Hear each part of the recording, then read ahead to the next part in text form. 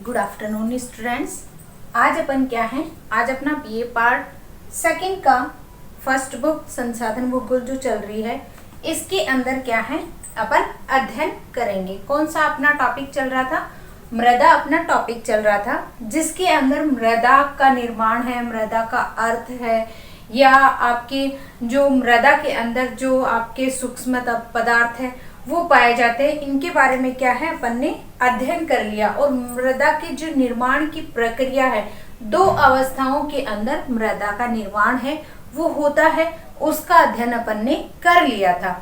आज अपना टॉपिक है मृदा को प्रभावित करने वाले कारक हैं, वो कौन कौन से हैं। यानी कि जो मृदा को का जो निर्माण होता है, उसका जो निर्माण होगा उसके अंदर जो कारक है उसको प्रभावित करने वाले वो क्या है। यानी कि सबसे पहले अपन ने पढ़ लिया था कि मृदा का जो निर्माण है वो किससे होता है? चट्टानों के द्वारा होता है, जो पेड़ पौधे होते हैं उनके द्वारा इसका निर्माण होता है, जो चट्टानों के द्वारा टूटने के अपक्षय अपरदन की क्रिया के द्वारा क्या है आपका मृदा का निर्माण होता है। तो इस तरीके से क्या है मृदा के बारे में अपन ने सामान्य जानकारी है वो पढ़ ली थी। अब अगर अपन बात करते हैं तो मृदा को प्रभावित करने वाले कारकों की, तो उससे पहले थोड़ा सा और पढ़ लेते कि मृदा का जो संगठन है, मृदा है वो किन किन पदार्थों से बनी हुई है, मिलकर बनी हुई है, कौन कौन से संगठन पदार्थ हैं उनके द्वारा मृदा का निर्माण हुआ है। तो मृदा का संगठन, मृदा का संगठन, मृदा का संगठन के अंदर अनेक पदार्थ होते हैं। जैसे आपके क्या है, आपके खनिज पदार्थ होते हैं, या ह्यूमन्स की मात्रा होती है, कार्बनिक पदार्थ कितने प्रतिशत पाए जाते हैं, मृदा जल है वो कितना प्रतिशत पाई जाती है, वायु है, जो मृदा वायु है वो कितने प्रतिशत पाई जाती है, सूक्ष्म जीव है उनके अंदर क्या क्या आते हैं। तो मृदा को जो संगठन है वो आपका किन रूपों के अंदर मिलता है, या मृदा का जो संगठन है वो किससे मिलकर बना हुआ है। तो सबसे पहले अगर बात करते हैं तो इनका निर्माण है खनिज पदार्थ। मृदा का निर्माण है वो क्या है? खनिज पदार्थों, खनिज पदार्थ जो कितने हैं 40 से 45%। यानी कि मृदा का जो निर्माण होता है, मृदा जो संगठित होती है, मृदा का जो निर्माण होता है वो सबसे पहले कौन से पदार्थों से मिलकर बनी होती है? खनिज पदार्थ। अब खनिज क्या होते हैं कि भूमि के गर्भ में से खोद कर जिनको बाहर निकाला जाता है वो क्या है आपके खनिज पदार्थ कहलाते हैं। तो खनिज पदार्थों के अंदर ये जो खनिज पदार्थ हैं इनके द्वारा भी किसका निर्माण होता है? मृदा का निर्माण होता है। और इनका हिस्सा है मृदा निर्माण में कितना प्रतिशत है? 40 से 45% क्या है इनका हिस्सा पाया जाता है। किसका? खनिज पदार्थों का। आगे अगर बात करते हैं तो आपका क्या है? ह्यूमन्स,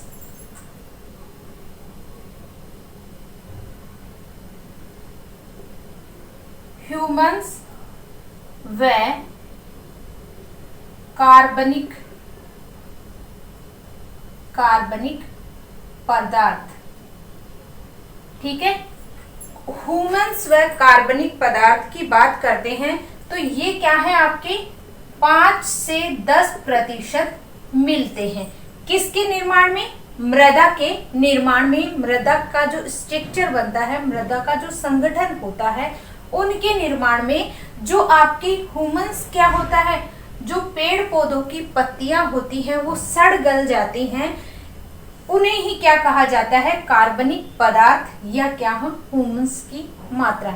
यानी कि जो जैविक पदार्थ होते हैं, जो पेड़ पौधे होते हैं, जो जीव जंतु होते हैं वो मर जाते हैं, सड़ जाते हैं, जो जलवायु के कारण उनके अंदर रासायनिक क्रिया हो जाती है, तो वो क्या है मृदा का निर्माण करने में भी इनकी हिस्सेदारी है वो कितनी होती है? 5 से 10% मिलती है। आगे तीसरे की अगर बात करते हैं तो तीसरा है मृदा जल। ठीक है, मृदा जल, इसमें आपका 25% हिस्सा है वो मृदा के संगठन में होता है। अगला है मृदा वायु, इसका भी कितने प्रतिशत हिस्सा है? 25% हिस्सा है वो मिलता है। और पांचवा है आपका सूक्ष्म जीव, जिसमें कवक व जीवाणु सम्मिलित किए जाते हैं। तो इन सब से मिलकर किसका निर्माण होता है, किसका संगठन होता है? मृदा का। यानी कि ये जो सारे पदार्थ हैं, इन पदार्थों से किसका निर्माण होता है, संगठन होता है, कि कितने कितने प्रतिशत भाग है वो क्या है, मृदा के संगठन में पाया जाता है। तो सबसे ज्यादा जो है वो क्या, आपके खनिज पदार्थों से क्या है, मृदा का संगठन होता है। उसके बाद में आपका 25 मृदा जल और मृदा वायु है, 25% पाई जाती है। सूक्ष्म जीव और कवक जीवाणु ये भी क्या है, मृदा के निर्माण में सहायक होते हैं। आगे अगर बात करते हैं मृदा की, तो मृदा के लिए नॉर्मली क्या कहा जाता है, ये क्या है आपका मृदा के लिए सोयल, जैसे कि आपकी मिट्टी के लिए क्या है, सोलम, जो शब्द जो काम में लिया जाता है, ये क्या है, इस शब्द का अगर अर्थ निकालते हैं तो इस अर्थ के रूप में अपन क्या कहते हैं, इसे फर्श का नाम दिया जाता है। किसे? सोलम को। यानी कि अगर मृदा को नॉर्मली अगर देखा जाए तो ये क्या है, एक लैटिन भाषा का शब्द है और सोलम से लिया गया, जिसका अर्थ क्या है, फर्श। और इस जो मृदा का निर्माण है वो किससे हुआ, इन खनिज पदार्थों के द्वारा, जो आपके ह्यूमंस की मात्रा है, मृदा जल है, वायु जल है, सूक्ष्म जीव है, इनके द्वारा किसका निर्माण हुआ है, मृदा का निर्माण हुआ है। अगर देखा जाए तो भूमि की जो मृदा है उसके लिए क्या कहा जाता है, भूपर्पटी, ऊपरी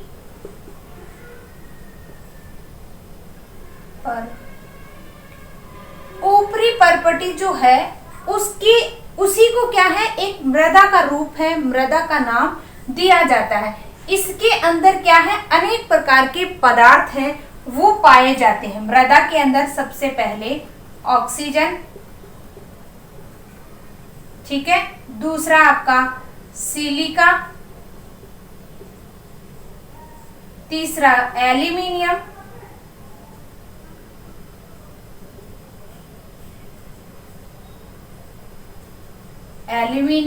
और चौथा आपका लोहांश या लोहा। इन सब कारकों से क्या है, मृदा है वो क्या है, मिलकर बनी होती है। क्या, यानी कि मृदा की जो ऊपरी परपटी है या मृदा का जो क्रस्ट पार्ट है, जो ऊपर वाला जो क्रस्ट पार्ट है भूमि का, उनके अंदर क्या है, ये पदार्थ सबसे अधिक देखने को मिलते हैं। सबसे ज्यादा आपका ऑक्सीजन, फिर सिलिका, फिर एल्यूमिनियम, फिर लोहांश। ये जो क्या है आपके पदार्थ हैं वो क्या है, आपकी जो भूमि है, जो क्रस्ट है, इसमें सबसे ज्यादा देखने को मिलते हैं। आगे अगर अपन बात करते हैं, ये संगठन समझ में आ गया होगा। और क्रस्ट यानी कि जो ऊपर की परपटी है, जिसे ए स्तर कहते हैं। आगे जो मृदा परिच्छेदिका होगी उसमें बताऊंगी कि स्तर, ए स्तर क्या होता है, बी स्तर क्या होता है। तो इस तरीके से कि हम मृदा की जो ऊपरी परत होती है, जो नदियों के द्वारा बहा कर लाई जाती है, जो चट्टानों के टूटने से बनती है, जो चूर्ण बनता है, वो क्या है आपका मृदा कहलाता है। लेकिन इस मृदा के अंदर क्या है, अनेक प्रकार के पदार्थ हैं, अनेक प्रकार के जो कारक हैं, वो क्या है, प्रभावी रूप से मृदा के अंदर हिस्सा लेते हैं। और जैसे नॉर्मल भाषा में अगर अर्थ में इसका लिया जाए तो इसको क्या है, फर्श नाम से जाना जाता है। ठीक है, इतनी बात समझ में आ गई। फिर है आपका प्रभावित करने वाले कारक। तो सबसे पहले प्रभावित करने वाले कारकों में कौन सा आता है आपका? सबसे पहले क्या है? जलवायु है। वो क्या है?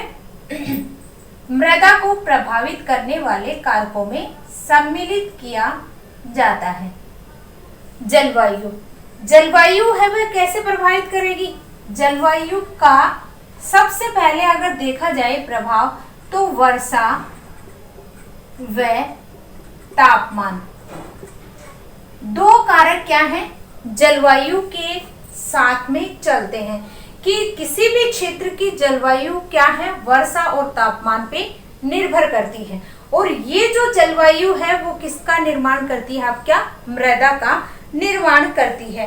कि सबसे जो सक्रिय कारकों के अंदर, मैंने आपको पहले बताया था कि निष्क्रिय और सक्रिय कारकों के बारे में, तो जो आपका जलवायु है वो क्या है? एक सक्रिय कारक के रूप में है। और ये सक्रिय कारक के रूप में होने के कारण ये क्या है? मृदा को प्रभावित करने वाले कारकों में माना जाता है। और इसी में वर्षा और तापमान दोनों क्या है? महत्वपूर्ण कारक हैं, वो माने गए हैं। इसके अंदर अगर अपन बात करते हैं तापमान की, तो तापमान मृदा के सूक्ष्म जीवों की क्रियाशीलता को प्रत्यक्ष और अप्रत्यक्ष दोनों रूपों के अंदर क्या है? प्रभावित करता है। जैसे आपका क्या है? जिसका प्रभाव आपके जैविक पदार्थ जैसे जीव जंतु हैं, इनके ऊपर क्या है? जैविक पदार्थों के निर्माण पर इसका प्रभाव है वो पड़ता है। जैसे आपका भूमध्य रेखीय क्षेत्र है, उसमें आपके उष्ण प्रदेशों के अंदर क्या होता है? जो उष्ण प्रदेश होते हैं वहां पे सूक्ष्म जीवों की जो क्रियाशीलता है वो क्या होती है? उच्च पाई जाती है। यानी कि जो सूक्ष्म जीव हैं वो क्या है? आपके सघन या अधिक मात्रा में मिलते हैं। लेकिन क्या है? मध्य तापीय और सूक्ष्म तापीय जलवायु के अंदर क्या है? मृदा जीवों की जो गति होती है वो क्या हो जाती है? धीमी होती है। तो इस कारण से क्या है? इस प्रदेश के अंदर जलवायु का प्रभाव है वो पड़ता है। कि इस क्षेत्र के अंदर अगर देखा जाए तो ठंडे प्रदेशों के अंदर मृदा क्या है? जीवों का संचयन क्या होता है या संयोजन क्या होता है? सीमित वृद्धि तक होता है। या क्या है? पदार्थों का एक ही विघटन है वो हो जाता है। कि जैसे मान लो जैसे क्या है? भूमध्य रेखीय क्षेत्रों के अंदर, जैसे मान लो आपका भूमध्य रेखीय क्षेत्र है, देखो ग्लोब पे समझाती हूँ। जैसे ये आपका क्या है? भूमध्य रेखीय क्षेत्र है, ठीक है, 0 डिग्री अक्षांश है और भूमध्य रेखीय क्षेत्र है। तो इस क्षेत्र में क्या है? आपकी सबसे ज्यादा क्या है? तापमान, और सबसे ज्यादा यहाँ पे क्या है? वर्षा का क्षेत्र माना जाता है। इसलिए इसको भूमध्य रेखीय क्षेत्र के आसपास वाला एरिया होने के कारण भूमध्य रेखीय क्षेत्र है वो माना जाता है। इसके अंदर जलवायु का प्रभाव है वो कैसे पड़ेगा? कि जैसे जैसे क्या है? इस क्षेत्र में भूमध्य रेखीय क्षेत्र के अंदर क्या है? आपके उष्ण प्रदेश आते हैं। यानी कि इस क्षेत्र के अंदर क्या है? आपका तापमान अधिक होता है और दूसरा वर्षा भी अधिक होते हैं। तो इस क्षेत्र के अंदर क्या है? उष्ण प्रदेश है वो माने गए हैं। और इन उष्ण प्रदेशों के अंदर क्या है? सूक्ष्म जीवों की क्या है? क्रियाशीलता या जीवाश्म पदार्थ जो होते हैं वो क्या है? सघन रूप में जमाव को रोकते हैं। सघन जमाव को रोकते हैं कैसे? कि जैसे मान लो इस क्षेत्र के अंदर क्या है? सूर्य का जो ताप होता है वो क्या है? अधिक सघन वनस्पति होने के कारण यहाँ तक जो लताएं जो फैली हुई है बड़ी बड़ी पत्तियों के रूप में, तो नीचे क्या है? मृदा के अंदर सूर्य का प्रकाश है वो नहीं जाने देती। तो इस क्षेत्र के अंदर क्या है? उच्च आपकी क्या पाई जाती है? उच्च क्रियाशीलता, सूक्ष्म पदार्थ सघन रूप से जमने नहीं देती है। जबकि क्या है? मध्य अक्षांशीय वाले सूक्ष्म तापीय जलवायु में मृदा जीवों की धीमी क्रियाशीलता प्राप्त होती है। यानी कि अगर इस क्षेत्र में अगर बात करते हैं मध्य अक्षांशीय की, तो इन क्षेत्रों के अंदर क्या होता है? आपके सूक्ष्म पदार्थ जो जीव होते हैं, जो अपनी नग्न आंखों से अपन नहीं देख सकते हैं, उनका प्रभाव मध्य अक्षांशों के क्षेत्रों के अंदर अधिक देखने को मिलता है। और ये किसके कारण हो रहा है? अधिक वर्षा और तापमान की वजह से। तो इस तरीके से आपका क्या है, जलवायु का प्रभाव है वो मृदा निर्माण में क्या है, प्रभावी माना गया है। और दूसरा है आपका, कौन सा है दूसरा? इसी के अंदर आपका मूल पदार्थ।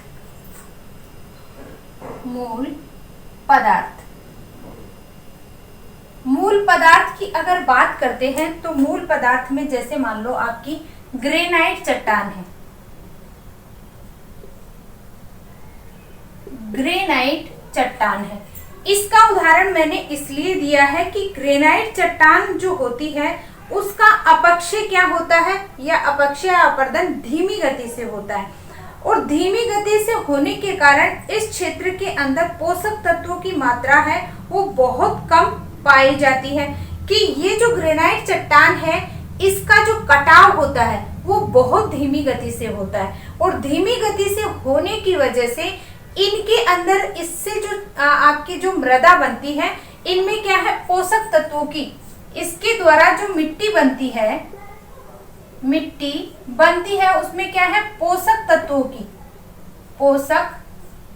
तत्वों की कमी मिलती है। पोषक तत्वों की कमी मिलती है। क्यों मिलती है? क्योंकि जो ग्रेनाइट चट्टान है वो क्या है, कठोर चट्टान मानी गई है। और कठोर चट्टान है उसके ऊपर क्या है, आपकी जितनी भी, जैसे नदी के द्वारा,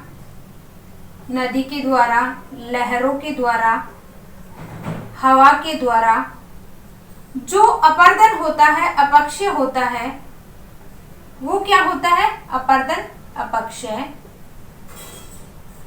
धीमी गति से होता है। क्यों होता है? एक तो होती है, जैसे मान लो आपकी इस तरीके से चट्टानें होती है परतदार, ये तो जैसे मान लो आपकी क्या है, कठोर चट्टान। और इनके बीचों बीच जैसे ये आपकी क्या थी, मुलायम चट्टान। ठीक है, ये परतदार चट्टान थी, इसका उदाहरण देके बता रही हूं।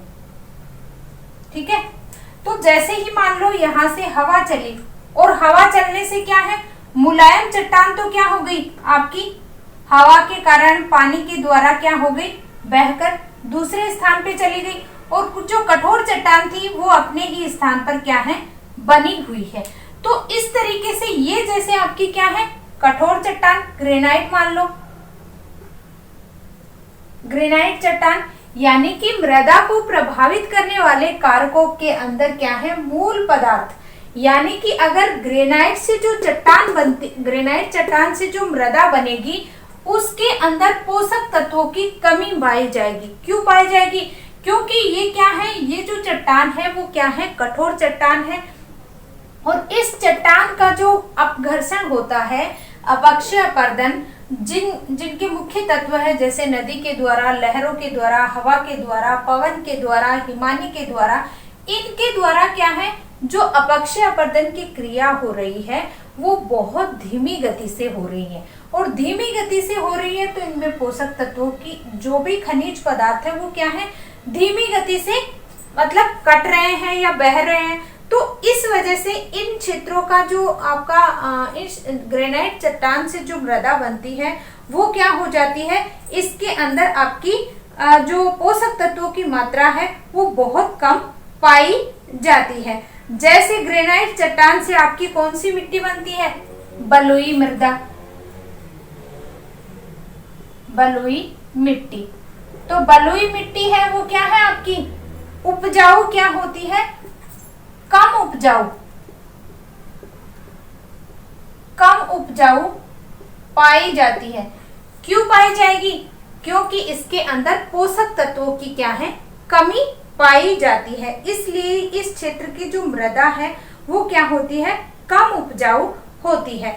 ऐसे ही अगर दूसरे पदार्थ का अगर उदाहरण लेते हैं इसी के अंदर, तो आपका जैसे मान लो कोई भी एक क्या है चूना पत्थर की चट्टान का लेते हैं, या इस चूना पत्थर चट्टान आधा कार्बोनेट आधा मृतिका और सिल्ट बालू, ये जो है इसके अंदर क्या है निर्मित होने वाली मृदा क्या होती है अच्छी मानी जाती है।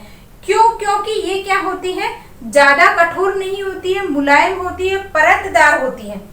जो चूना पत्थर की जो चट्टानें होती हैं वो परतदार मानी जाती हैं, इसलिए ये क्या होती है हवा या जो लहर या नदी के द्वारा क्या है आसानी से अपरदित हो जाती है, जिसके कारण इसके अंदर क्या है आपके पोषक तत्व, जैसे मान लो आपका चूना पत्थर से आधा कार्बोनेट सिल्ट और मृतिका बालू, ये सारे क्या है इसके अंदर मिलते हैं, जिसके कारण ये जो मृदा होती है वो क्या होती है उपजाऊ मानी जाती है। इसी तरीके से क्या है आपकी मृदा का जो विखंडन होता है कि जैसे मान लो अगर जैसे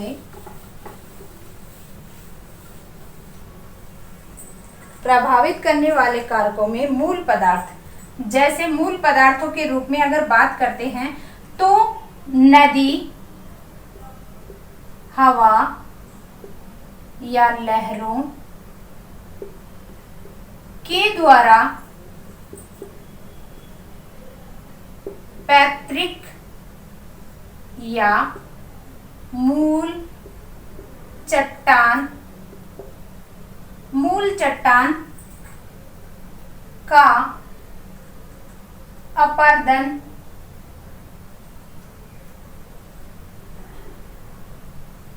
व अपक्षय की क्रिया से चट्टान टूट जाती है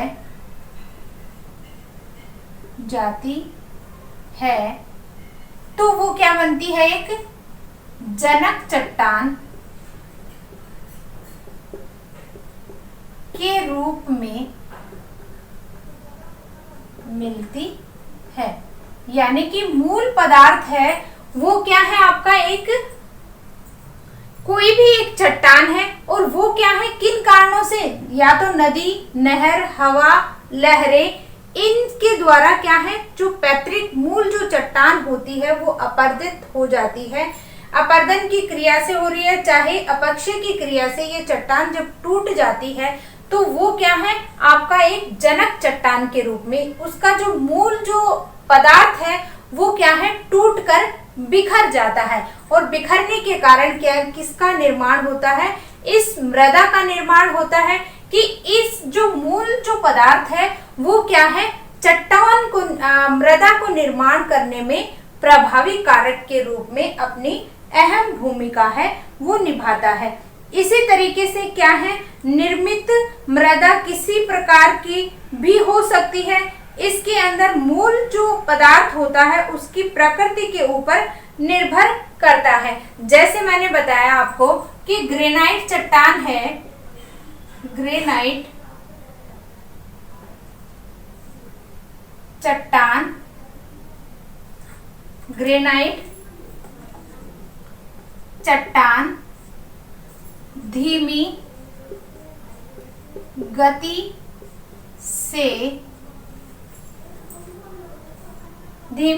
से टूटती फूटती है, इसलिए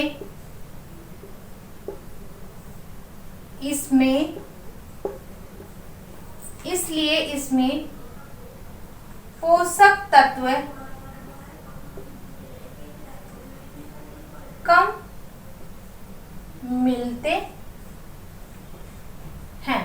ठीक है, और इसके विपरीत अगर बात करते हैं दूसरी चूना पत्थर की, चूना पत्थर ये क्या है आपके मूल पदार्थ है।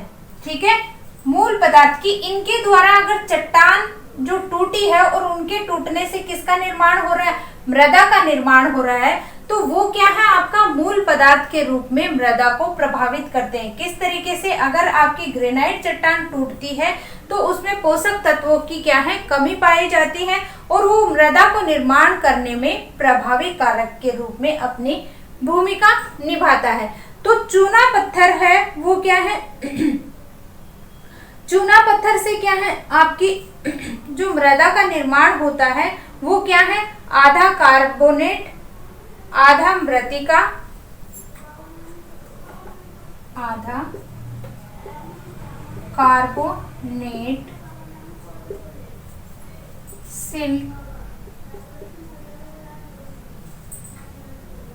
सिल्ट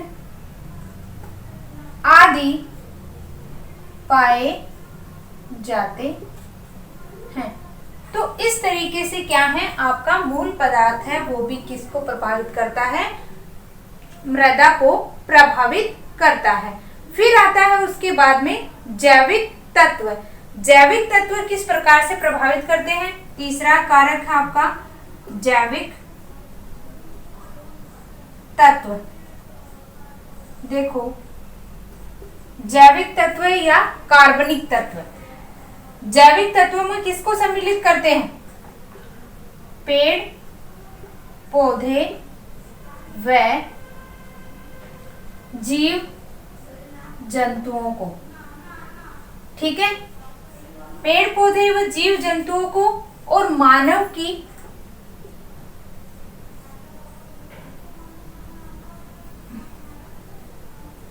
मृत मानव व मृत जीव जंतु, यानी कि जैविक तत्व। पृथ्वी के अंदर क्या है, अनेक प्रकार के जैविक तत्व खनिज पदार्थ हैं वो मिलते हैं और वो क्या है, मृदा निर्माण को प्रभावित करते हैं। कि जिस प्रकार से मृदा के लिए प्रभावकारी पौधों की जो जीवन की प्रक्रिया होती है वो क्या होती है, महत्वपूर्ण मानी जाती है। वैसे ही क्या है, आपके जो मतलब मृदा का जब निर्माण होता है तो उसके अंदर आपके पेड़ पौधे जीव जंतु जो मृत होते हैं उनकी अहम भूमिका होती है किसका निर्माण करने में, मृदा का निर्माण करने में। क्योंकि जो जैविक पदार्थ होते हैं जब तक वो जीवित रहते हैं तब तक क्या है, मृदा से क्या ग्रहण करते रहते हैं, आपके पोषक तत्व है वो ग्रहण करते हैं। लेकिन जैसे वो मृत हो जाते हैं तो भूमि के अंदर जब वो मतलब अंदर चले जाते हैं, उनको गाड़ दिया जाता है, या पेड़ पौधों की पत्तियां होती हैं वो सड़ जाती हैं, गल जाती हैं, तो उनसे जो है आपकी किसका निर्माण माना गया है, मृदा का निर्माण माना गया है। तो इस तरीके से जैविक तत्व हैं वो भी किसको प्रभावित करते हैं, मृदा के विकास को प्रभावित करते हैं। और इसी के अंदर आपकी क्या है, कौन सी क्रिया होती है, एक क्रिया है निक्षालन की क्रिया। निक्षालन है वो होता क्या है, देखो निक्षालन या इसे कहते हैं लीचिंग। लीचिंग, निक्षालन या लीचिंग होता क्या है, यानी कि जो भूमि के ऊपर जब मृदा की जो ऊपरी परत होती है उसके ऊपर क्या होती है, जब मूसलाधार भयंकर बरसात होती है तो उससे क्या होता है, जो खनिज पदार्थ होते हैं वो क्या होते हैं, नीचे रिस रिस कर भूमि के अंदर चले जाते हैं, अंदर गहराई तक चले जाते हैं। और गहराई तक चले जाने के कारण जो मृदा की जो ऊपरी परत होती है वो क्या हो जाती है, आपकी उसके अंदर खनिज पदार्थों की कमी पाई जाती है, जिसके कारण वो मृदा क्या हो जाती है, खाद्य पदार्थ हैं जैसे आपके गेहूं है, चावल है, खाद्य पदार्थों में जितने भी आपके खाद्य पदार्थ हैं उनको उगाया नहीं जा सकता। यानी कि वो जो मृदा, यहाँ पे जो लीचिंग प्रोसेस हुआ है, निक्षालन की क्रिया होती है जिन क्षेत्रों में, वहां पे क्या है, खाद्य पदार्थ है वो उत्पादित नहीं किए जाते। क्यों नहीं किए जा सकते, क्योंकि क्या है, मूसलाधार बरसात होने की वजह से, बहुत तेज बरसात होने की वजह से जो आपके मृदा के अंदर खनिज पदार्थ होते हैं ऊपर वाली परत में, वो क्या है, रिस कर अंदर चले जाते हैं, भूमि की गहराई में चले जाते हैं, जिसके कारण जो ऊपर की जो मृदा होती है, क्रस्ट जो होता है, वो क्या हो जाता है, आपका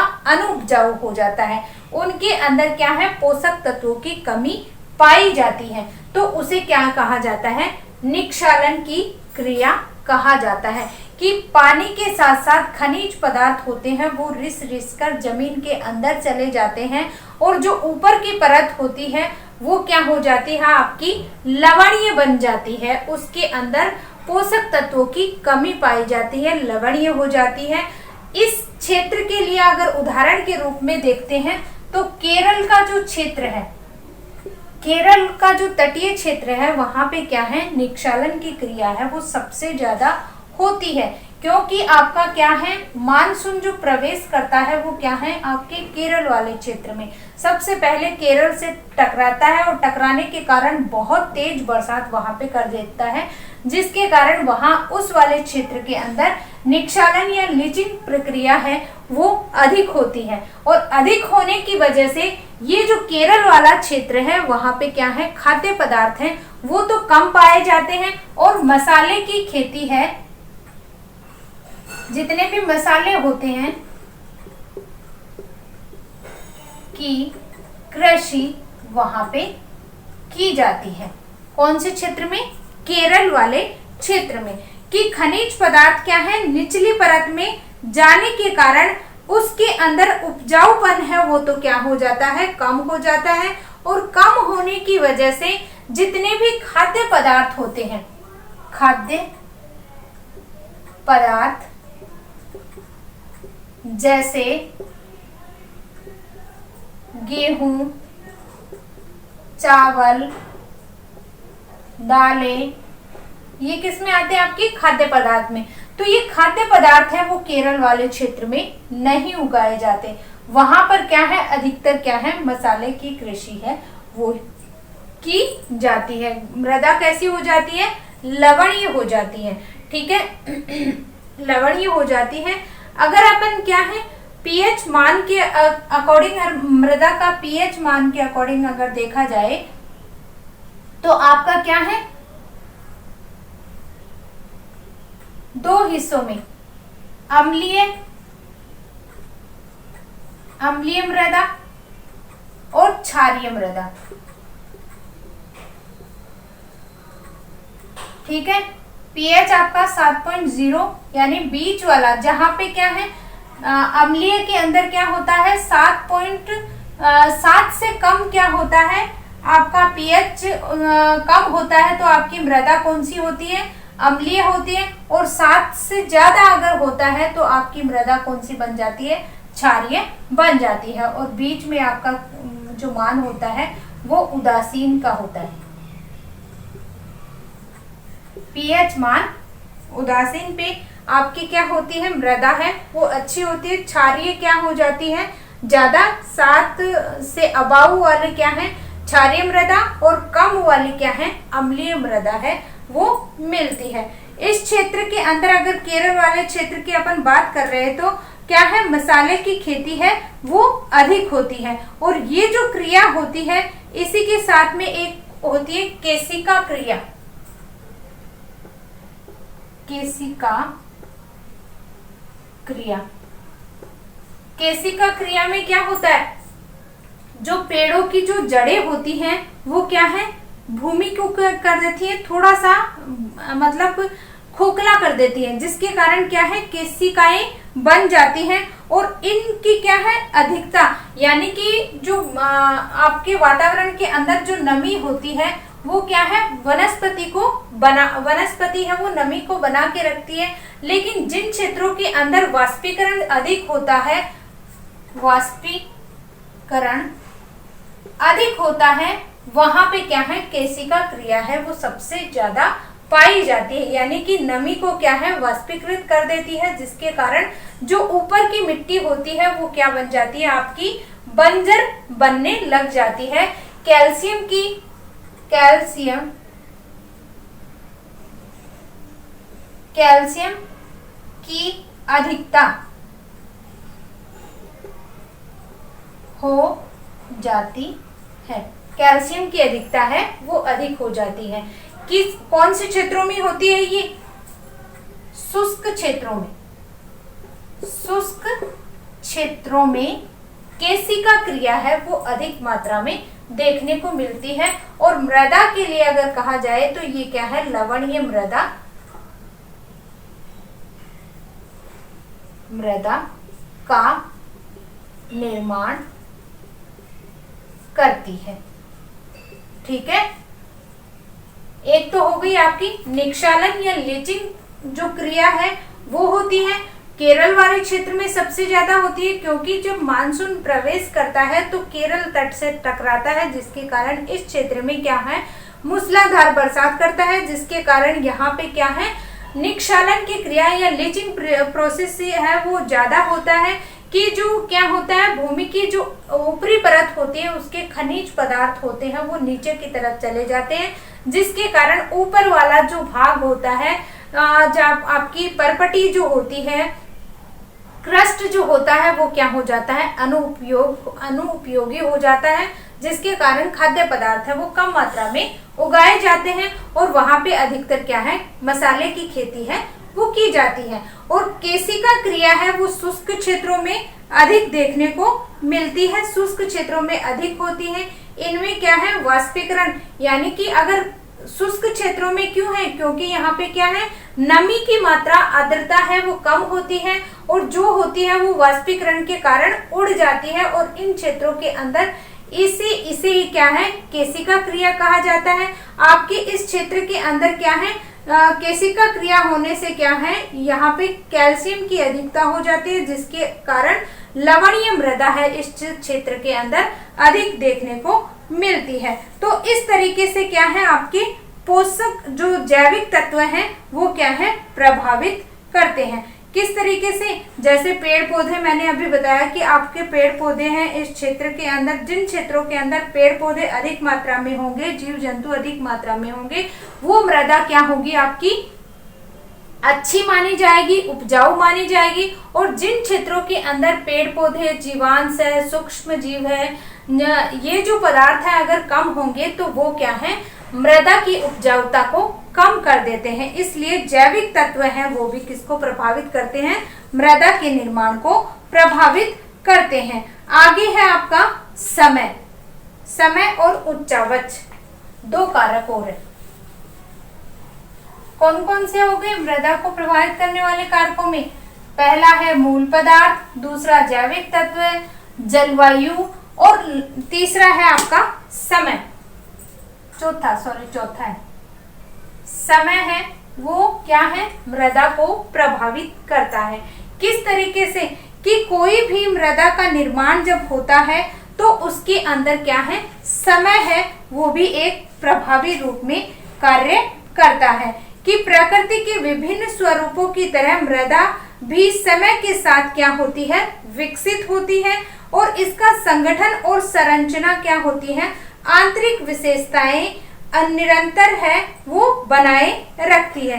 इसके संगठन का जो इनका मृदा का जो संगठन होता है वो क्या है? अलग अलग रूपों के अंदर, जैसे मैंने संगठन बताया था, मृदा वायु है, मृदा जल है, ये 25-25% होते हैं। आपके जो पदार्थ हैं, आपके कौन से पोषक तत्व वाले ह्यूमन्स की मात्रा होती है वो 5 से 10 होती है, और खनिज पदार्थ है वो आपके 40 से 45 होते हैं। तो इस तरीके से ये जो पदार्थ होते हैं वो समय लेकर किसी भी पदार्थ, किसी भी मृदा का निर्माण करते हैं। ऐसे नहीं है कि 2-4 महीने के अंदर किसका निर्माण हो गया? मृदा का निर्माण हो गया। तो इस तरीके से क्या है?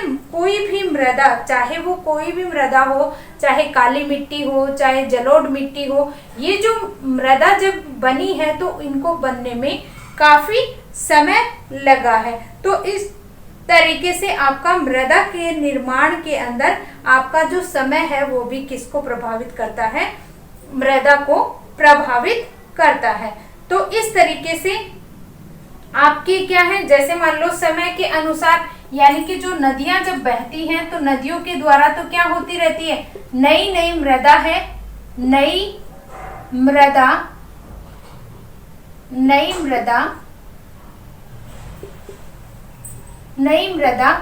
आती रहती है। ठीक है, तो ये तो क्या है, जलोढ़ क्षेत्रों के अंदर, यानी कि आपका जो स्थायित्व जो बना हुआ है समय के अनुसार, जो मृदा है वो आपकी नदियों के द्वारा बहाकर लाई जाती है, वो तो नवीन जलोढ़ वाले क्षेत्र हो जाते हैं। तो वो क्या है, समय के अनुसार कि जैसे धीरे धीरे आपकी क्या है, नदियों के कारण क्या है, मृदा का निर्माण होता है। पहले वो चट्टानों से टकराती है, टकराने के कारण वहां से क्या है, कंकर पत्थर मतलब साथ चलते रहते हैं, और घर्षण के कारण क्या है, मृदा है वो चूर्ण के रूप में बदलती रहती है। तो ये ऐसे नहीं है कि एक समय के अंदर, मतलब जो चूर्ण होता है वो बहुत कम होता है। तो मृदा का निर्माण है वो क्या है, एक समय के अनुसार बनता रहता है, बहुत समय लगता है मृदा के निर्माण में। आगे अगर बात करते हैं तो अगला पॉइंट है आपका उच्चावच।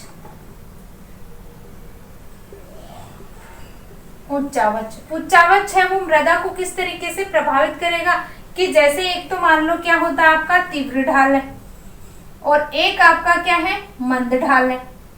ठीक है, ये तो आपका तीव्र ढाल हो गया।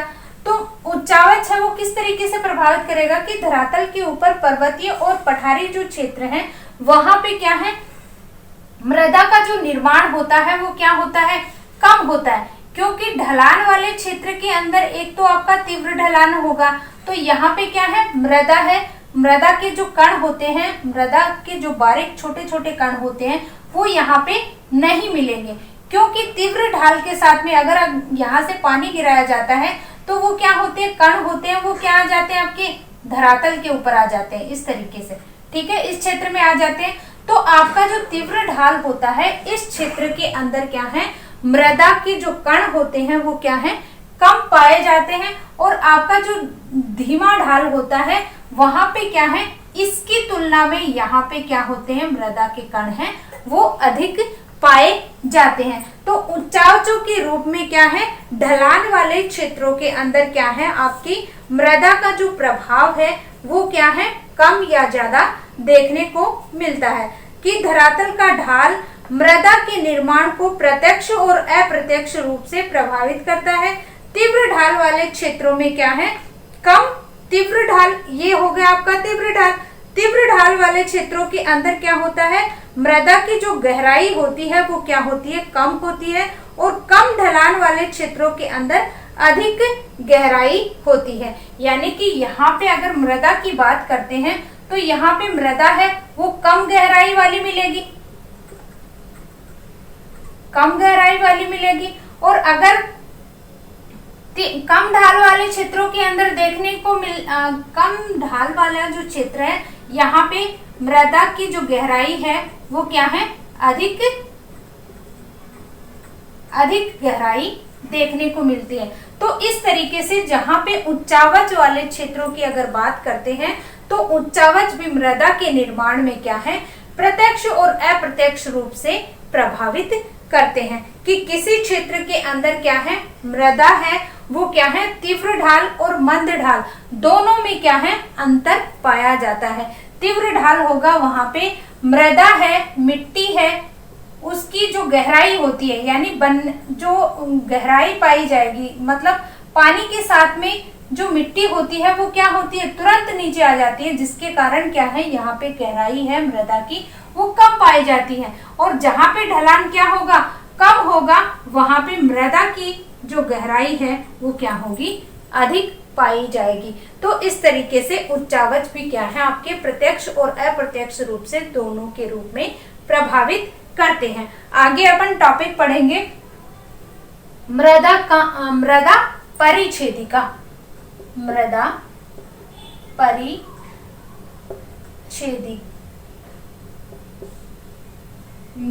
परिच्छेदिका कि मृदा परिच्छेदिका का निर्माण है वो 3 स्तरों से माना जाता है। ए स्तर, ए सहस्तर, बी सहस्तर और सी स्तर। ठीक है, तो इस तरीके से क्या है, मृदा परिच्छेदिका का निर्माण होता है। ये टॉपिक अपन कल पढ़ेंगे। आज के लिए बस इतना ही। Thank you.